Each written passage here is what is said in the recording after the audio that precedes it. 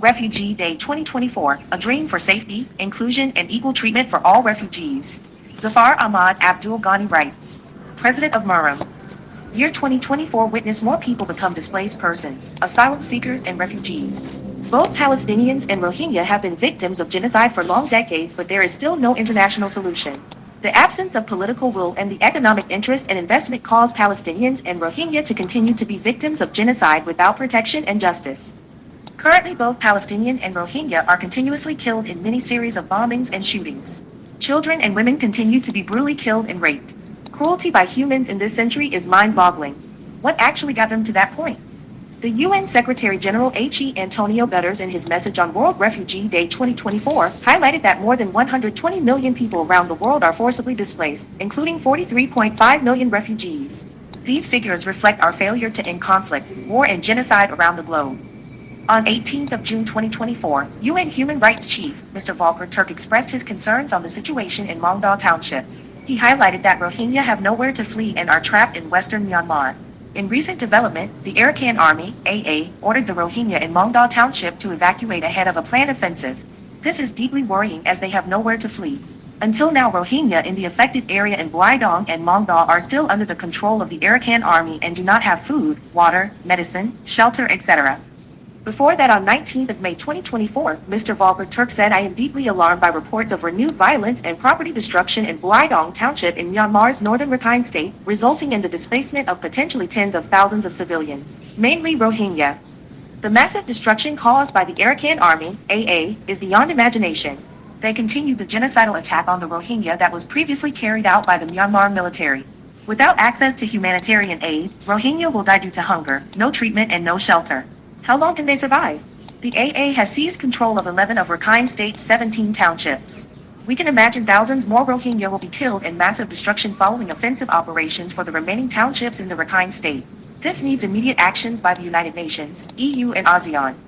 The war in Syria, Yemen, Sudan, Ukraine, Congo, etc. forced millions of civilians to flee their countries while many more were trapped inside the countries. The need for humanitarian aid increases tremendously while the international humanitarian aid has decreased tremendously. We have no other option but to stop conflict, war, and genocide. On this World Refugee Day 2024, Myanmar Ethnic Rohingya Human Rights Organization Malaysia, MURAM, called upon United Nations, EU, OIC, ASEAN, world leaders, civil society organizations, faith-based organizations, community-based organizations, and the international community to increase efforts to end conflict, war, and genocide, and to continue their humanitarian aid to all refugees around the world, as well as building our resilience to face various challenges as refugees living in exile while waiting for a durable solution to come. This year World Refugee Day focuses on solidarity with refugees, for a world where refugees are welcomed. This is our hope, but the reality is not always like this. Refugees' life is full of challenges and hardship wherever we end up. We urge the United Nations Security Council to send a peacekeeping force to save the civilians in the affected areas. We urge the ASEAN to meet urgently to discuss the situation in Rakhine State in Myanmar and initiate actions to stop the genocide and atrocities in Myanmar. ASEAN needs to address this as people of Myanmar are fleeing to neighboring countries for protection while thousands of Rohingya are trapped in Rakhine State. Today, we call upon everyone to end hate speech and xenophobia against asylum seekers and refugees as the impacts are severe on us. The increase of hate speech and xenophobia against refugees since COVID-19 pandemic resulted in refugees receiving threats, physical abuse, harassment, and defamation which put our lives at risk and jeopardized our physical health, mental health, and well-being. This made our lives more difficult and challenging. Millions of asylum seekers and refugees continuously facing lack of humanitarian aid resulting in hunger and malnutrition, especially for babies and children. While other children have access to education and a safe environment, refugee children were denied formal education. We call upon UNICEF and UN Women to address this issue. We are grateful for the international support and solidarity with refugees, but that alone is not enough as we need a permanent solution to our plights.